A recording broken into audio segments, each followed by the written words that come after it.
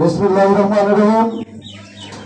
আজ নওগাঁ ইউনিয়ন কর্তৃক প্রতিবাদ সভায় উপস্থিত রয়েছেন সলঙ্গা থানা ও নওগাঁ ইউনিয়ন বিএনপি যুবদল, ছাত্রদল, শ্রমিক দল, কৃষক দল ও স্বেচ্ছাসেবক দল।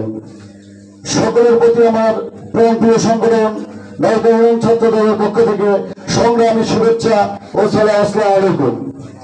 প্রিয় সংগ্রামী ভাইরা, বক্তব্য শুরু করার আগে একটি কথা বলতে চাই। লক্ষ ছাত্রের বিনিময়ে আমরা যে স্বাধীনতা পেয়েছি, সেই স্বাধীনতা আমরা বিএনপি যুবদল, ছাত্রদল নষ্ট হতে দেব না ইনশাআল্লাহ। আরো বলতে চাই, আজকের প্রতিবাদ সভা থেকে যারা নৌকা ইউনিয়নের গুন্ডালিক, যুবলীগ, আওয়ামী লীগ রয়েছে, তাদেরকে বলতে চাই আমরা নৌকা ইউনিয়ন ছাত্রদল ঐক্যবদ্ধ আছি এবং এই নৌকা ইউনিয়নে কখনোই আওয়ামী লীগের আস্থানা করতে দেবো না, দেবো না, দেবো না। বলতে চাই আপনারা হুঁশিয়ার হয়েছেন। কালকে ঘটনাতে বহুল তলাটা করেছেন, সেটা ভুল মনে করেন।